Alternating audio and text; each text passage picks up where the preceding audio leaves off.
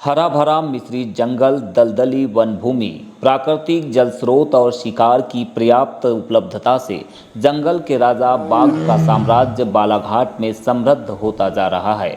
यहाँ पर सामान्य वन क्षेत्र में बाघों की अच्छी खासी संख्या बढ़ रही है। ये बात हम नहीं कह रहे हैं, बल्कि बालाघाट के मुख्य वन संरक्षक यानी कि सीसीएफ साहब बता रहे हैं। टाइगर की अगर हम बालाघाट ज़िले के बात करें तो बालाघाट ज़िले में टाइगर्स की जो संख्या है वो 2022 की अनुमान के अनुसार 49 है। 49 टाइगर्स की उपस्थिति है, जो कान्हा टाइगर रिजर्व को छोड़ करके, उसका क्षेत्र को छोड़ करके, दोनों क्षेत्रीय डिवीज़न प्लस वन विकास निगम को शामिल करते हुए हमारे बालाघाट में जो 1 वर्ष से अधिक के हैं, जिसमें 1 वर्ष से कम के बच्चे सम्मिलित नहीं हैं। सीसीएफ सेंगर साहब की माने तो इस समय बालाघाट के जंगल में 1 साल से अधिक उम्र वाले बाघों की आबादी 49 है और यह संख्या कान्हा टाइगर रिजर्व के बाहरी क्षेत्र में है, यानी कि रीजनल डिवीज़न और वन विकास निगम क्षेत्र में बाघों का कुनबा लगातार बढ़ता जा रहा है। यह इलाका टाइगर डेंसिटी के मामले में भी बेहद समृद्ध है। प्रति 100 वर्ग किलोमीटर के दायरे में 1.77 टाइगर देखे जा सकते हैं। यदि हम मेल और फीमेल टाइगर की बात करें तो एक मेल टाइगर पर 2 फीमेल टाइगर की उपलब्धता बनी हुई है। बालाघाट में बाघों की संख्या बढ़ने का पहला कारण मिश्रित जंगल है, तो वही दूसरा कारण ट्रांसलोकेशन और तीसरी बड़ी वजह है हैबिटेट विकास। इससे जिले के जंगल में बाघों की आबादी बढ़ने में मदद मिली है। अगर इसके हम घनत्व की बात करें इसी बालाघाट क्षेत्र में तो 1.77 मतलब टाइगर्स प्रति 100 स्क्वायर किलोमीटर में उपलब्धता है यहाँ पे बालाघाट ज़िले में। और अगर हम इसके मेल फीमेल के रेशियो की बात करें तो प्रत्येक एक मेल पर 2 फीमेल की उपलब्धता बालाघाट ज़िले में है। बालाघाट का जो जंगल है वो बहुत ही अच्छा जंगल माना जाता है, मतलब रिच फॉरेस्ट है।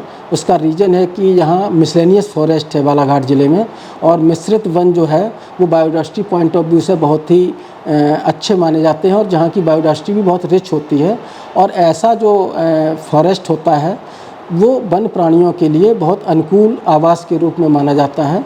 इसलिए बालाघाट ज़िले में इसकी जहाँ तक टाइगर की उपलब्धता तो है ही है, उसके अलावा तेंदुआ की भी उपलब्धता बहुत अधिक है और अन्य वन प्राणियों की भी उपलब्धता पूरे बालाघाट जिले में है। यहाँ पर न केवल बाघों की अच्छी खासी संख्या बढ़ रही है, बल्कि लेपर्ड और भालू जैसे दीगर वन्य प्राणियों की संख्या में भी लगातार इजाफा हो रहा है।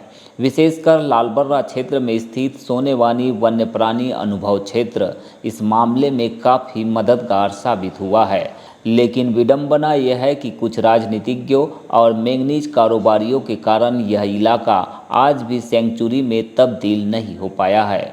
हालांकि अधिकारी बताते हैं कि सोनेवानी सेंचुरी प्रपोजल निरस्त होने के बावजूद यहां पर प्रक्रिया लगातार जारी है। सोनेवानी के खूबसूरत जंगल में एक अनुमान के मुताबिक 18 से 20 की संख्या में बाघों की मौजूदगी बनी हुई है और शावकों की संख्या को मिलाकर यह आंकड़ा 30 के करीब भी पहुंच जाता है। सोनेवानी का जंगल अपने आप में अद्भुत है और अद्वितीय भी है। ऐसा जंगल बालाघाट में कहीं और देखने नहीं मिलता है। यह इलाका 160 से अधिक वर्ग किलोमीटर में फैला होने के साथ ही कान्हा नेशनल पार्क और पेंच नेशनल पार्क का कॉरिडोर भी है। यही वजह है कि दोनों नेशनल पार्क से चलकर इस क्षेत्र से होकर गुजरने वाले टाइगर यहाँ पर अपनी टेरिटरी बना लेते हैं। एक बड़ा चंक जो है करीब 160 से अधिक स्क्वायर किलोमीटर का एरिया, बहुत अच्छा घना रिच फॉरेस्ट, मिसलेनियस है, वहाँ पर वाटर पानी की उपलब्धता है, हिलॉक्स हैं, मतलब उनके आवास के अनुकूल स्थल है। और सबसे बड़ी बात यह है कि वो कान्हा और पेंच का कॉरिडोर का भी हिस्सा है। इस कारण से